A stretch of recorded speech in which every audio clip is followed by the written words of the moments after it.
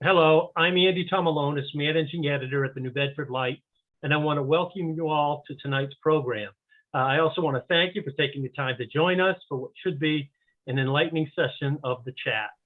Tonight, we'll be talking to members of the Pocasset Tribe, Indigenous to Fall River, Tiverton, Rhode Island, Dartmouth, and the surrounding South Coast area. New Bedford Light columnist Jack Spillane will lead the discussion, and so I'm going to let him introduce the guests. Take it away, Jack. Thanks very much, Andy. For the past couple of years, the debate over Native American symbols for high school sports teams has brought the Southeastern Mass Indigenous tribes to our attention. But while we all know about the Aquinnah and the Mashpee branches of the Wampanoags, few of us have ever heard before this year about the Pocassets. The Pocassets were the branch of the Wampanoags who lived roughly between Greater Fall River and New Bedford, from Somerset and Swansea through Tiverton and Fall River, down to Dartmouth and parts of New Bedford and up to Freetown. Tonight, we have four members of the Pocassets, Ellie, Donna, and Megan Page, and Cora Purse, to talk to us about their tribe, its history, some of its famous members, and what their goals and needs are today. Welcome, everybody. Thank you. Welcome. Thank you. Before we start, I should note that there is a second group that identifies itself as a Pocasset tribe, but tonight we are dealing with the tribe that is recognized by the state of Massachusetts, according to John Peters Jr., Executive Director of the State Commission of Indian Affairs.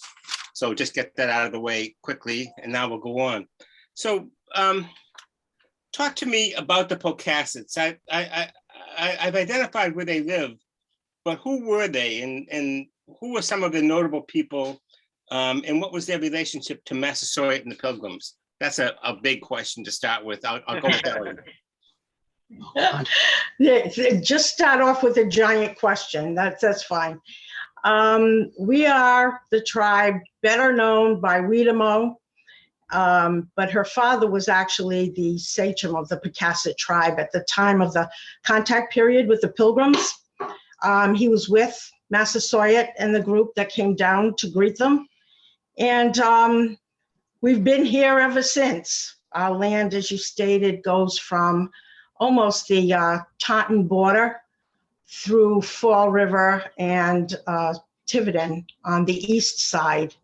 And from Dartmouth, Somerset, Swansea, and part of Bristol is on the west side.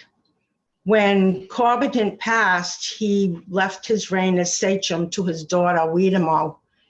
And she was the sachem of the tribe for many years through most of the King Philip War until she broke away from the group of the natives, and they split. She went with Philip.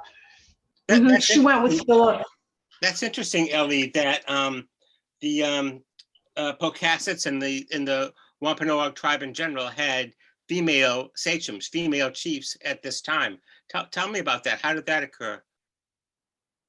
Well, the natives generally put the hierarchy through the female side of the tribe.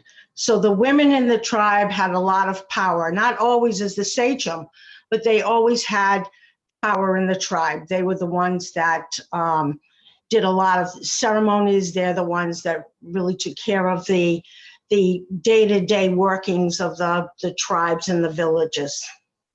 And Donna might be able to tell you more about that. Donna, Corbitant was Massasoit's chief advisor, I think. Yes. Corbitant was the chief advisor. Yes, he was. And it was his two daughters that married Massasoit's two sons. And that was Weedamo, and I'll never pronounce the other one correctly. Wootenaski. Yeah, Wootenaski. Wootenaski. That's quite a name. She was married to King Philip, if I'm correct. Correct. Yes. So are any of the present day Pocassets related to Massasoit or his sons, King Philip and Wamsutta? Were they? Are they descendants of the Pocasset tribe? Yes. I didn't hear your question yet. Kind of bleeped out there for a minute. Were they related to one? present-day Pocassets, are any of the present-day Pocassets descended from Massasoit or Metacomet or Wamsutta? No, No. no. Well, Allison Miller is the great-granddaughter of Leroy Perry, who always claimed to be descended from Massasoit. And it was through his relationship with Zervia Gould, but which is also a line that was, when people say, when you're out of state and someone says, what are you? You say Wampanoag, they don't know what the heck you're talking about. And so when you say Massasoit and Thanksgiving, they click those together. And so descendancy is through, our matriarchal society, which had existed up until the time of contact, the colonial occupation. And Eliot and Reverend Eliot and I can't think of, there was another gentleman, another minister, when they corresponded, they did not like to negotiate with the women. And so they were actually the ones that introduced alcohol to the tribes. And it was then that the men started becoming the chiefs. But before that, it was all female. Wow. What was the, now Massasoit, just to be clear, he himself was not a Pocasset, but Weedamo and Wutnuski were. Is that? Yes, Yes. yes. What was the role of the Pocassets during the King Phillips War? They were divided? They were divided. They started out all on the same side with Massasoit. They were tending to believe that these new people were going to be helpful to them. Massasoit knew that there was a difference between the people that came in 1620 to the people previous to that. Those people who came to trade previous, it was just men that came on the ships. But with the Pilgrims landing in 1620, they noticed that they came with their families, children, women, animals. So Massasoit knew these people were here to set up colonies here. They weren't going to just get back on the ship after trading and leaving. So his idea was that they had to be friendly and try to assist them so that there wouldn't be any difficulties between the groups. And then there were others that including his son, Philip, who decided that the colonists were taking too much land and they just needed to fight. Yes, at some point in time, there was a large disagreement over at Bristol. And a certain number of the Pocasset just could not stay with the fact of helping out the Pilgrims. They were more belligerent on the line of Corbiton, who just did not want them here. He felt that they were going to take their land, they were going to kill them all, so he did not want them. So at some point, the group had a disagreement and the Sakonnet with the Washunks left. They left Bristol and returned to what we know today as Little Compton, taking with them Awashunks' son Peter and a number of the Pocassets. And Awashunks was another female chief, and she was the head of the Sakonnet, which were in Little Compton, the Sakonnet tribe. Yes, she was of the Royal Saunks family, of which Massasoit's wife was also a Saunks. All right. And one famous Pocasset that I didn't know about and people will recognize was Paulie Johnson, who, along with her husband Nathan, set up Frederick Douglass when he first arrived in New Bedford. Tell us about Paulie Johnson's lineage. Paulie Johnson was a Mingo, the daughter from Isaac Mingo and Anna Saunks. She was born in what was then Tiverton, which is now Fall River. She married Daniel Page's son, Henry Page. And then she moved to New Bedford at the death of Henry. And at that point, she married Nathan Johnson. Yeah, but I had never known that she was of of Native American blood. Mingo, I think, was her mother's name. Mingo on the Pocasset side. They were from here and then moved outward. Some of the family members went to Mashpee, some of them went to the islands, but they were from here. So it's Mingo on the Pocasset side and Sonks on the Sakonnet side. Okay. Now tell us the story of Weetamo. I just think she has a very colorful and heroic story and ultimately a tragic story. Someone wants to tell us about Weetamo. Cora, go ahead. Tell them about Weetamo. Well, according to Leroy Perry, Weetamo means keeper of the fire in the lodge. And her sister, Wootnuski, meant a star of her people. And so again, when you have two daughters that marry two men from a neighboring tribe, you know, they felt that they were strengthening both of the tribes with their union. Weetamo was, I believe, Mary Rowlandson, who had been taken hostage in a skirmish of a garrison up in Western Mass. She referred to her as a proud dame who wore many bangles and lots of wampum. And she had square eyes is another description that I've heard of her. But she was very adamant about the ownership of her land. She got upset with her husband when he sold some of her land without her consent. So that there were court cases that she brought against not only her husband, but also various individuals that would ply the local native with alcohol to get them to sell land. So she was very adamant about protecting the ceremonial places of the Native Americans, not only in the Pocasset area, but throughout Wampanoag country. And I feel it's important to always remember that, Corbinant was the chief sachem of the Pocassets, but his two daughters truly were the ones that they sacrificed everything for their tribe and country. And, we forget that the world did not begin in 1620. It did not begin in 1776. We've been here for, since time immemorial. And Weetamo is one of those people that people are always praising, but I always want you to remember her sister Wootnuski, because as Phillips' wife, they brought her after they captured her after his death in Bristol. They brought her to a garrison. First, they brought her to the island in the middle of Peyton Aram Harbor with 137 other Wampanoags that they had rounded up.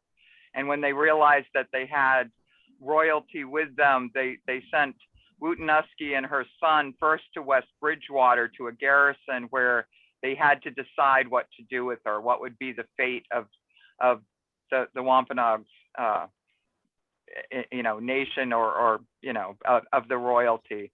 And there's many myths as to what happened to them. If they were sent on a ship to Bermuda, where did they jump off and swim to Martha's Vineyard? Did they hide in Bridgewater? I mean, I've heard so many different tales. It depends on what year the book was written. But we honor both Weetamo and Wootnuski. Weetamo tried getting away from others actually in Somerset, trying to get across the Taunton River, where she unfortunately drowned. And their response was cruel and vicious, where they dismembered her and put her head on a stake, which sat for over 20 years on the Taunton Green next to Phillips. And she was actually, when she drowned, she was fleeing Colonel Church and his men as they were coming. This was the final big battle where Philip was killed and he was betrayed, and then Weetamo tried to swim, even though she wasn't a good swimmer. across the river? Right. Well, I would say that she was probably a pretty good swimmer. It was just, I'd say that the raft and depending on what the weather is, I mean, yesterday, the waves in the Taunton River were pretty severe with the windstorms that we were getting. And, you know, it was, you're talking about in the middle of July. So you just don't know what those summer breezes were like on the water. So there was a raft that you got on? Yes, that's always been the story that I've been told. Okay. And I also thought it was interesting that she had 5 marriages, and the marriages were a means of allying different branches of the Wampanoags and the Narragansetts and the various tribes. Well, I think that, yes. yeah. Yes. Yeah. I've always admired Weedamo. She was always somebody that was a conundrum to me. It was, she grew up with a father who was very adamant, and I know I've told Megan this before, she always grew up with a father who did not want these pilgrims or the settlers that were here, and he was adamant about it. And he, you know, made sure he told his daughters that this is the reason why they shouldn't come, that they would be wiped out, there would be no more generations. And this is what they grew up with. And then they were, in fact, around Massasoit, and who was the complete opposite. He was more of a peaceful, and we'll try to get along with them, and our line will go on for a long period of time. He could see that. And this is what she had constantly. It was a pull and a tug and a should I this and should I that. And then she marries and she sees that her husband is now going along with his father. And so maybe that's the right way. Maybe she should be like that. But inside Weedamo burned the core of her father, Corberton. And she was always leery, which is why she stood up and said, no, my land from my father is mine. You're not going to sell it from me. You're not going to sell it from my people. And this was her entire life. She married, she married a Washunk's son, then she married a Narragansett, then she married a Pequot. Then she was trying to align everybody, but she didn't really know who she was until the end when she saw what was going on. And she realized that her father was right, that the native was going to be gone if this continued. So she did everything she could to try to stop it, losing her own life in the battle. Heroically. Yeah. Now, one of the things that you guys told me during the pre-interview was that whether the survivors who were put on that ship and sold into slavery, whether they ever made it to Bermuda or not, what the colonists were trying to do was eliminate their identity, so they could no longer be the Pocassets or the Pokanokets. Tell me about why, this effort to eliminate their identity. Well, it's ethnic cleansing, in its finest form is to remove you from your ground, places that ancestors walked. I mean, when you remove people from the path that not only they grew up walking, but they know that every member of their family has ever walked and has ever, prayed at different times of the year. That's so violating to begin with. And to remove them from their community, the community that was, seasonally centered at various locations throughout Bristol and Plymouth counties. It was definitely a time that, it was a way to cleanse them of all their identity, was by removing them from everything they held dear and that they knew. Yeah, well, Ellie, were they not even allowed to say their names and all of that? No. Most of the time they could not, because that was their way of killing them. You're never to be known by that name. Your name will never be written down again. So when they landed, according to the story, is they got there and started to tell the story of where they came from and how they got there and their journey. And there's a story of the woman that's about the right age landing in Bermuda with a son who was about the right age. And the story went on that this indeed was the people that came from here. And that was it. But was anything written down? No, nothing on the ship was written down. Nothing when they left here was written down. That was the way to wipe them off the face of this earth. Now, I have a question coming in from Diane Gilbert about Awashonks. Was she one of the ones who was sold into slavery? No, Awashonks died in Little Compton. They say she's buried at Awashonks's, the woods out there, but that has not been proven that her body is there, but she died in Little Compton. Okay, I want to make sure I include everybody here, and I know, Donna, you have very strong feelings about what happened with the removal of the tribe from their lands. Do you want to talk a little bit about that, Donna? Haven't been honored. Just like them removing our existence for the fights that we went through, the people that we've lost, and we're still here, and we're still trying to keep our lands and keep our tribe intact, our people intact, our right of passage to our own sites, whether it be our burial grounds or on land. We don't have those rights. I think that's such an important point because unlike the Western Indians, who at least still had their reservations, you guys, and we're going to get into this in a minute, have had your reservation taken away from you. But so, whatever you want to say about the Western Indians who came later, the colonists got there later, they still have some land more easily, and you don't have easy access to your land. No, we Not at don't all. have easy access for lands that were served, where our people served and fought in these wars, and that first battle and that first war.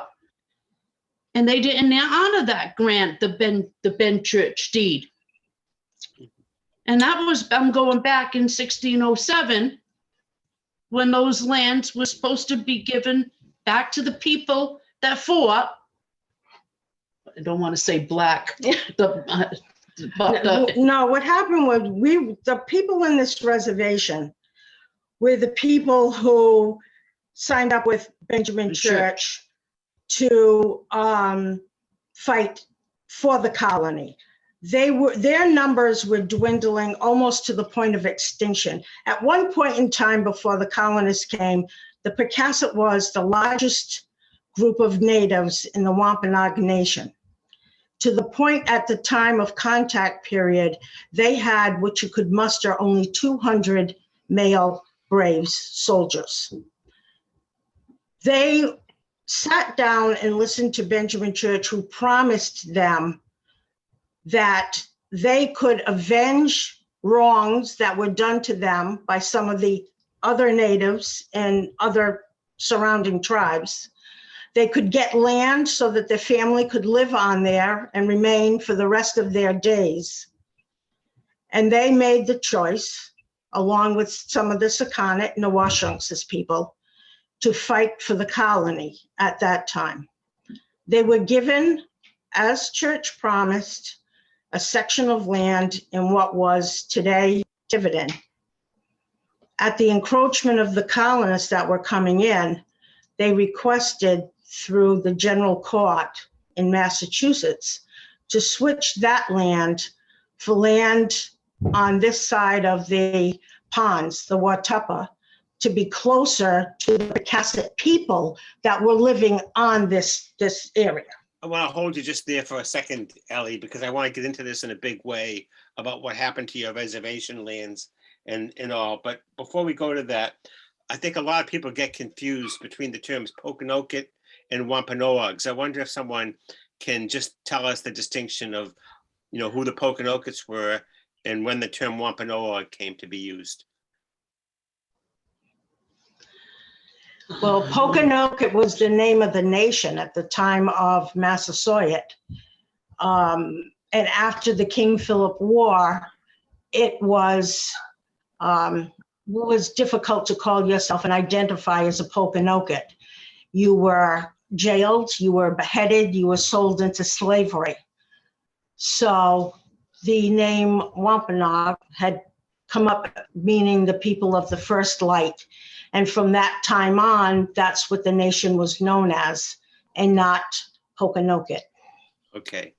So I just wanted to get that clear because we're going to be using those terms. So after the King Philip's War and other wars, there were people who had fought in that war, and then the Revolutionary War, and World War I, World War II, the other wars. And at a certain point, the Colonel Church, who was the leader of the colonists fighting against the Indians, promised land to the Pocassets. And so just tell us how that all started and how the reservation came to be and how you've lost it. Well, as I said, after the wars, he kept his promise. He awarded the lands to those people who fought in the early, not just that war, it was the early colonial wars also. And they were given land in Tiverton, Rhode Island, where today there's a casino that sits on that land. But the group cemetery. under the, under Captain James Church, who was the native head of the militia group that fought with Benjamin Church. He was the native. And he was awarded a transfer of land from the Tiverton land closer to the remaining Pocasset people. So it was moved to the east side of the North Watuppa Pond. And at that point in time, they were sectioned off, and there were 26 parcels with families living on all the 26 parcels. And that stayed in existence with these people when in 1907, the city of Fall River decided that for the protection of the water supply, that they were going to condemn the lands around the Watuppa and remove the people that were living there. And it's been since 1907 through to this very day that the Pocasset people are still fighting to regain those lands. And you have gone to everyone to try to get help. You have gone to a succession of Fall River mayors, city councilors, state reps and state senators. You were supposed to have a Zoom meeting a few months ago. I'm told by the members of the legislative delegation that they had technical problems, but they never came on. You have some skepticism about the commitment of the public officials to help you get this reservation land back. Yes, that was not the first time we had contacted them. We had had a meeting a few years back about this, and nothing came of that. And since the meeting that we were going to have just before Christmas, our representative has been calling them, our legal representative has been calling them to set up another meeting, and they have not contacted him. So nothing has happened in that regard with our local Fall River delegation.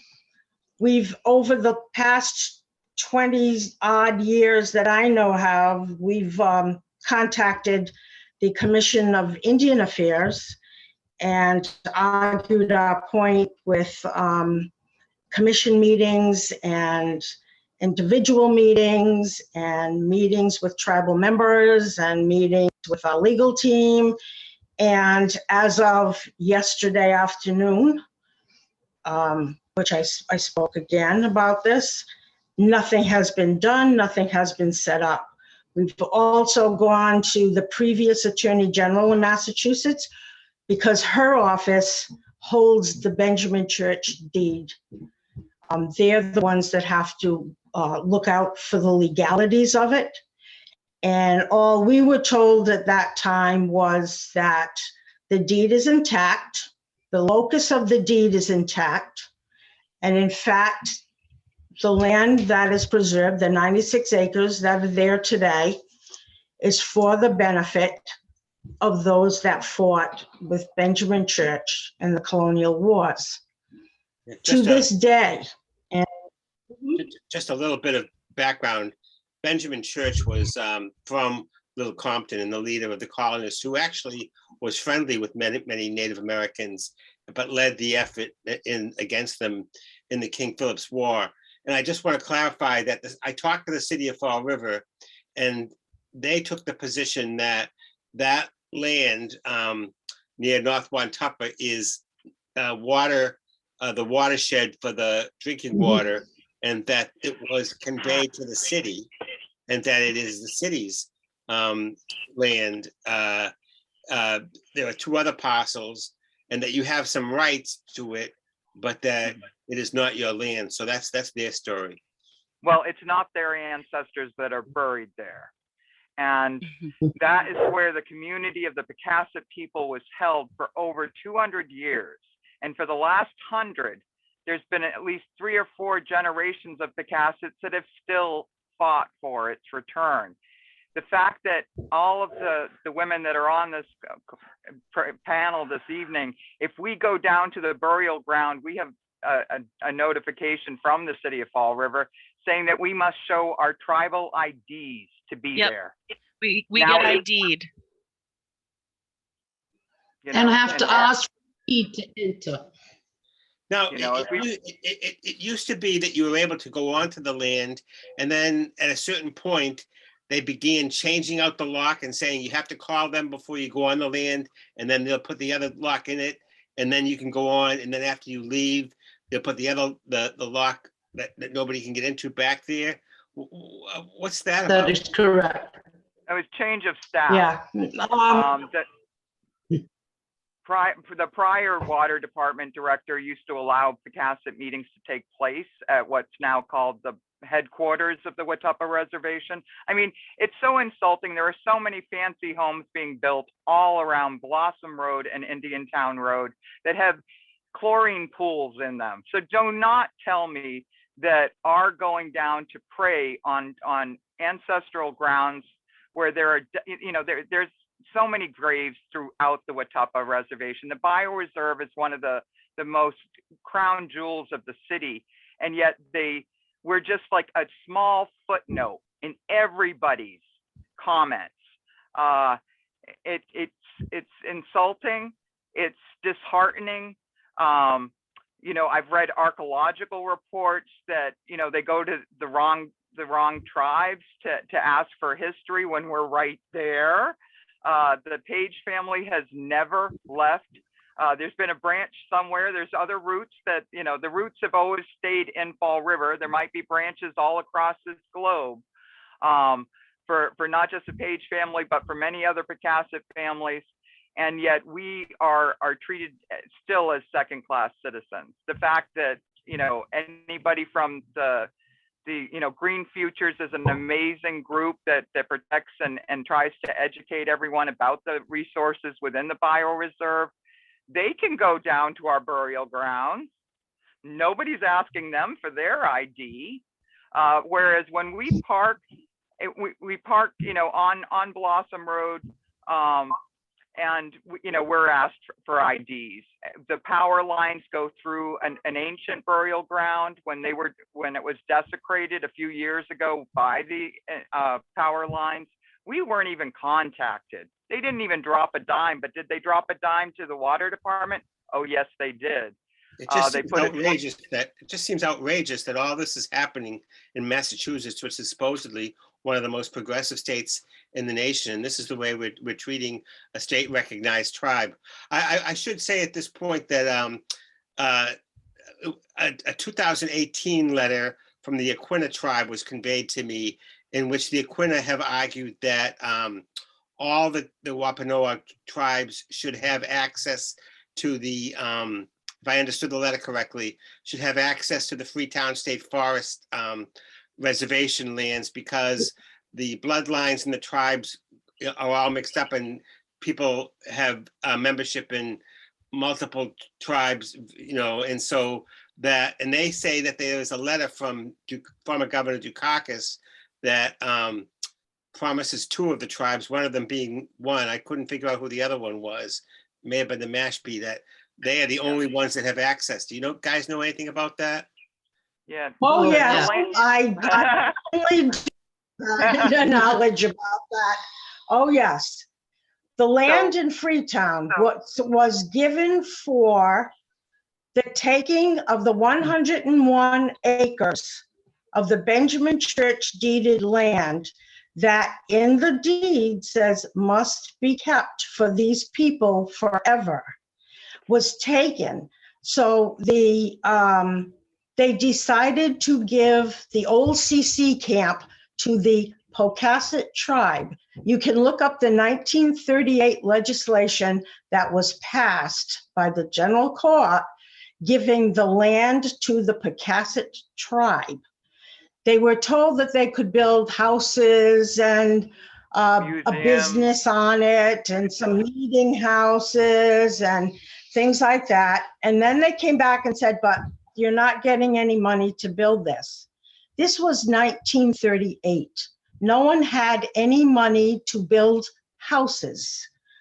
So they couldn't go live up there. They had to go live where there was work in Fall River or New Bedford, or the lands somewhere closer to that they knew. In 1975, 76, Governor Dukakis was petitioned to take the lands for the Wampanoag Nation because there wasn't any more Pocasset. The Pocasset of the Perrys, Victor Perry, who worked for the Fall River Water Department, the Page family were here, Violet Perry, of which most people knew, were living in Fall River. They never came to Fall River to find anybody. They told the governor there wasn't any. They're not living on it.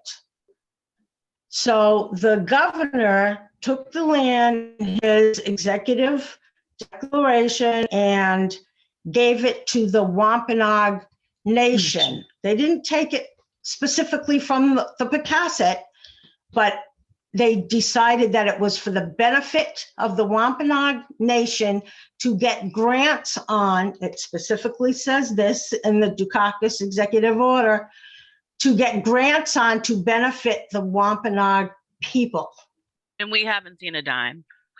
Yeah, I kind of knew you would have the documentation for that, Ellie, and it just reminds me of white people setting the various tribes against each other. Once again, it just is so discouraging. I wonder if someone can talk a little bit about why this land is so important to you, the ancestral burial grounds that are there, the ability to hold meetings as a tribe. Can someone talk about why this land is so sacred and important? I mean, Megan? I can tell you why it's important to me. I think that not many people can say that they come from such rich, beautiful ancestry. I mean, when you go onto the burial grounds, you can feel it. My spirit can feel it.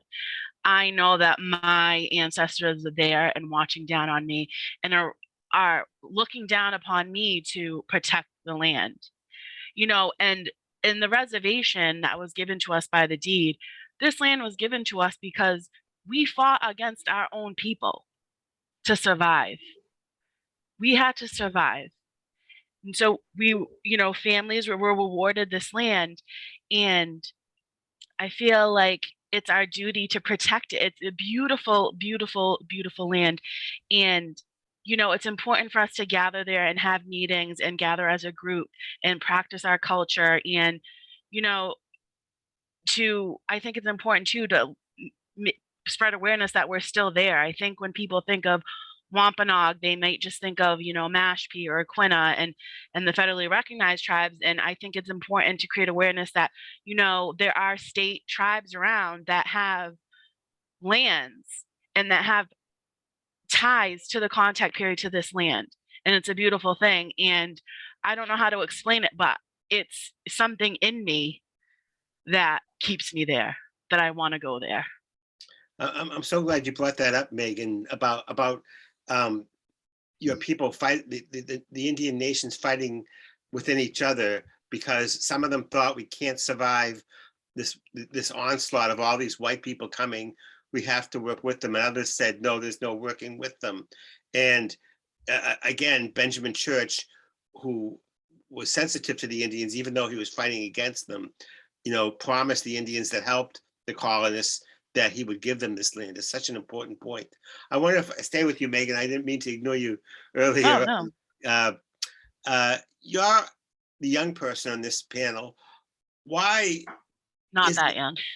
Well, younger than me, He's that's the for sure. future. Why is it so important to keep this legacy going, to hand on to the next generation of Pocassets and Indigenous peoples, this land and their traditions and cultures? I think my brother just had a baby. My niece, she's 7 months old. And when I look at her, I think it's so important for us to, I do the work, and I don't expect anything out of it. I don't expect a house out of it. I don't expect to get an acre of land and build my house on the reservation. I think it's important because we come from such rich history, and people like Weedamo and people like Paulie Johnson are our bones come from them.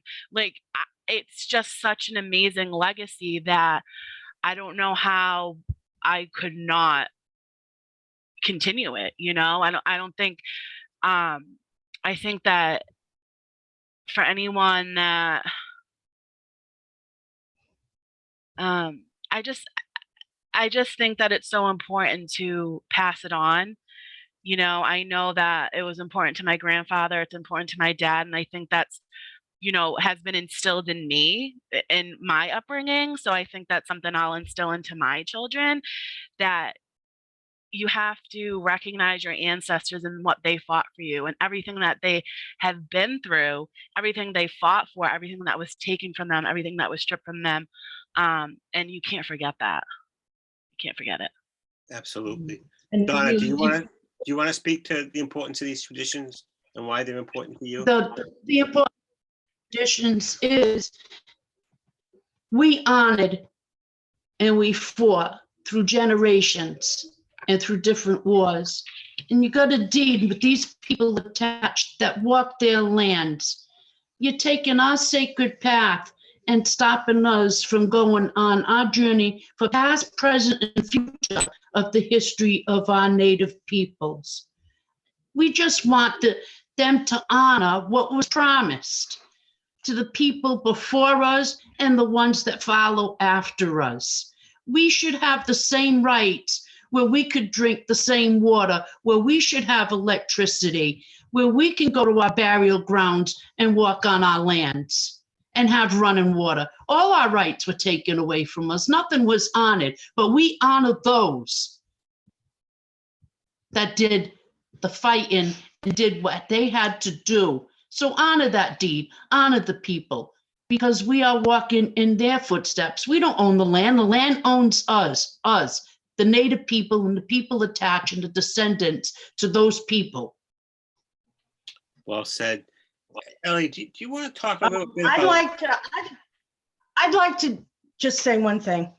All of this wouldn't be possible if it wasn't for my husband, who was the chief of the tribe. That's how I started doing the research and looking things up and asking questions and hearing the stories. My husband's 84 years old. It's Chief Edward Page, right? Chief Edward Page. He has been fighting for this land his entire life. and his father before him. They used to go when my husband was very young down to the burial grounds in the 40s, in the early 50s, to clean the burial ground so people would remember that their ancestors were there. It meant something. My father-in-law used to take them up, my husband, when he was very young, and walk through all of the reservation, through the Freetown lands, through the Fall River lands, telling them the stories about how they lived there and about his father and how his father used to walk from the center of Fall River all the way up to the reservation. Of course, in those days, it was a little easier, but it breaks his heart. And we lost To a lot see- along the way. It breaks his heart to see what's going on. It breaks his heart to have to, what he says, beg for land that belongs to his family. And when you say, It hurts that when you man. say to see what's going on, all these trophy mansions being built along North Watuppa, why you can't get to your land. Yeah. And for him to be questioned constantly as to who he is by the white people and by natives. He's being constantly buffeted with, who are you? And yet This- he can this prove is- who he is. This is just a terrible thing to put on somebody his age constantly. He has to ask permission to go to the burial grounds. He has to give a paragraph of why he's on his land off of Indian Town Road. And what are you doing up there? And you're not going on the city side, are you? You're not doing this, are you? You're not, I mean, this is daily. He's been threatened. He's been insulted. This is not something that should be happening to And an he's on that elderly land every man day. every day. Every single day he's there. He goes with This- every single day. This is what breaks my Yeah. heart.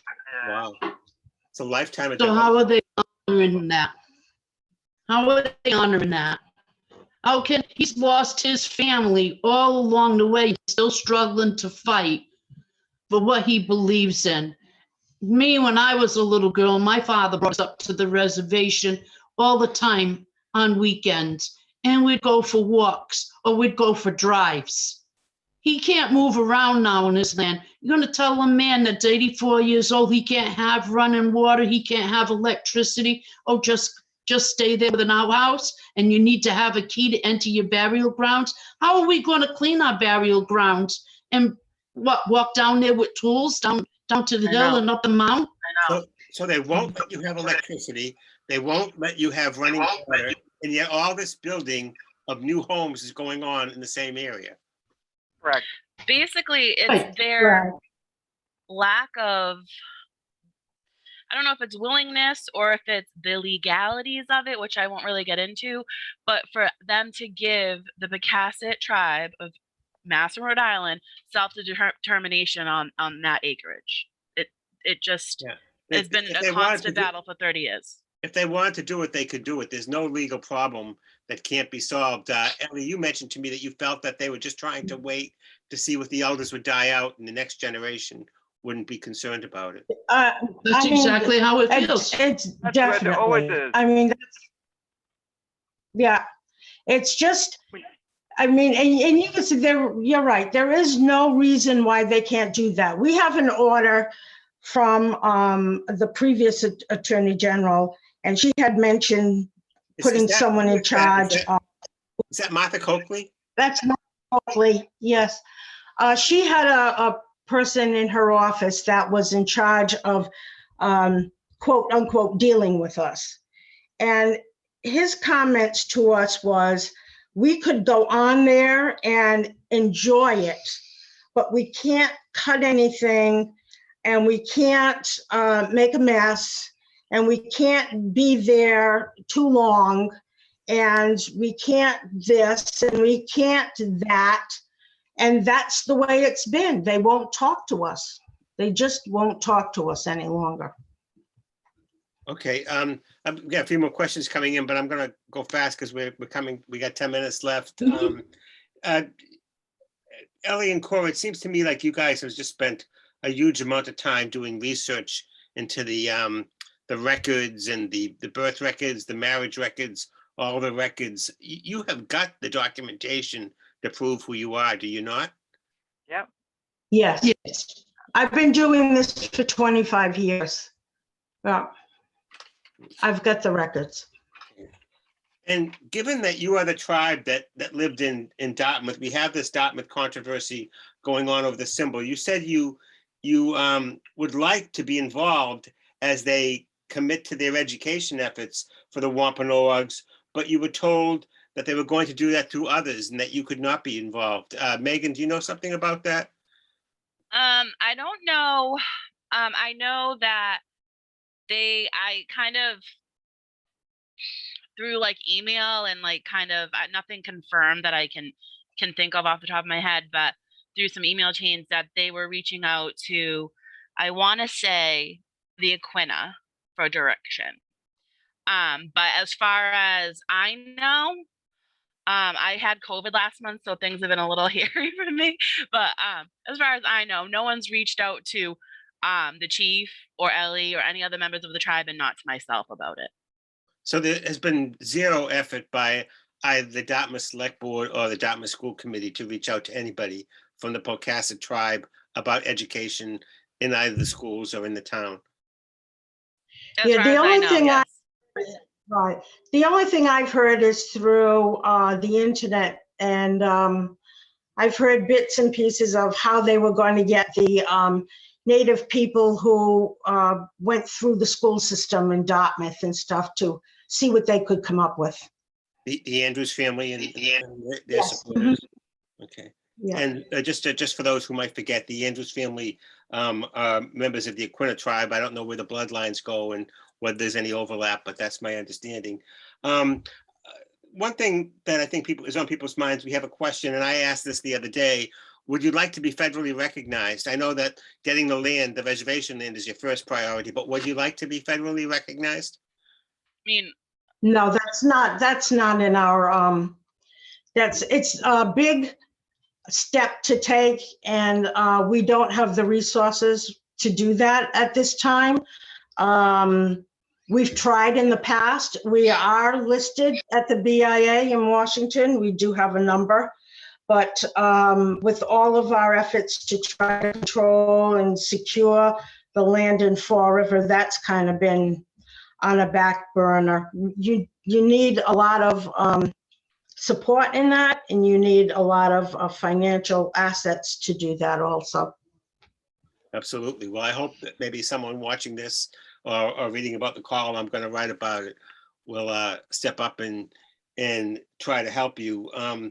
What else? What would it take, do you think, to get this land back? It would take the people, whether it be we really don't know, would it be the governor, whether it be the state, whether it be Fall River, whether it be all these entities that are supposed to be looking out for. I think A it would huge court probably battle. be, Yeah. right, it would probably be either a court battle or it would be the legislature who would come up with something to pass through and have the governor sign it to give back the land. Yeah. How would people contact you if they want to help you? Through your Facebook page? How can they get in touch with you?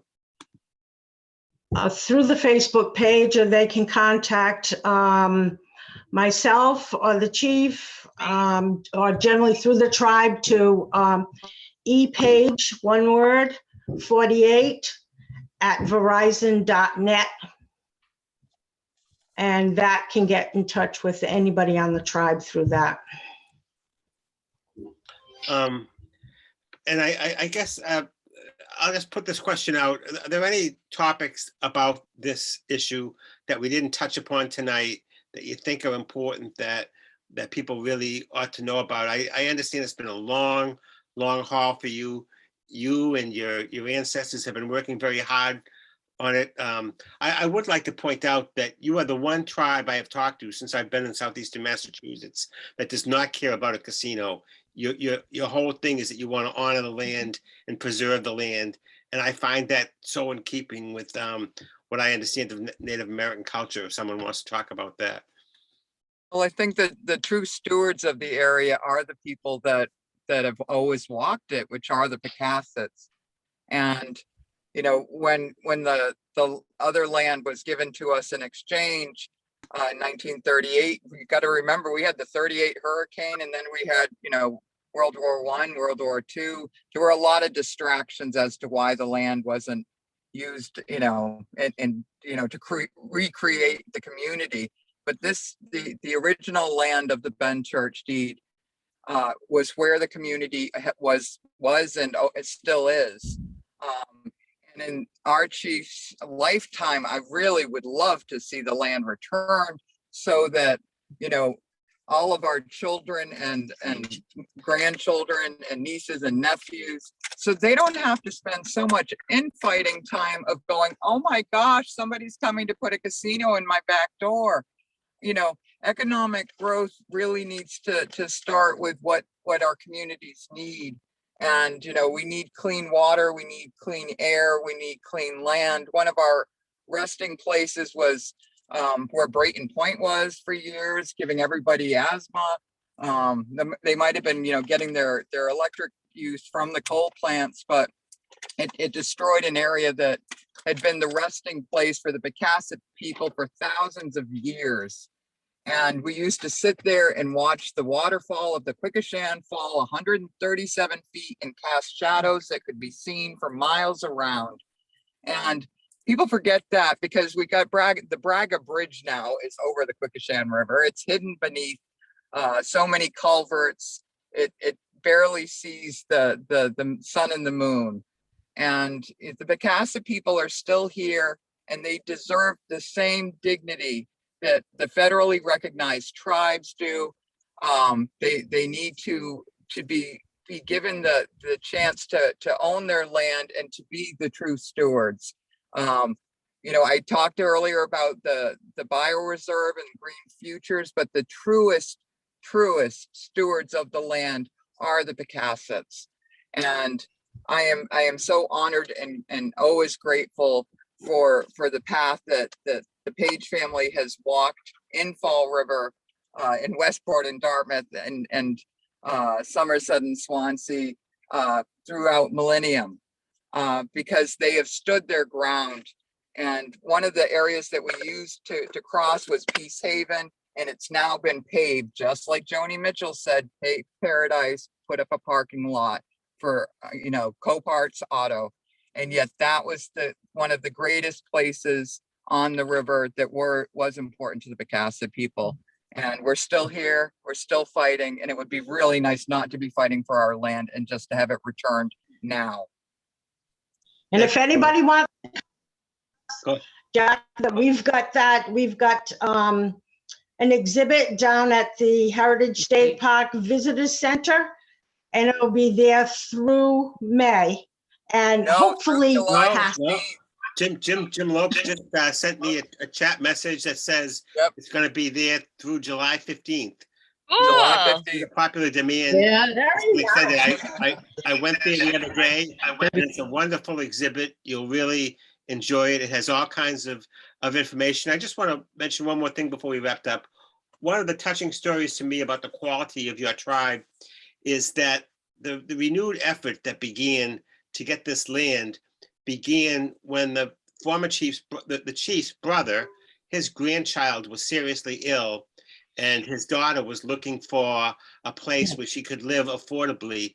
And they first approached the city about reclaiming some of this land, and you've been fighting it forever. So this is not about casinos. This is not about making money through merchandising or anything else.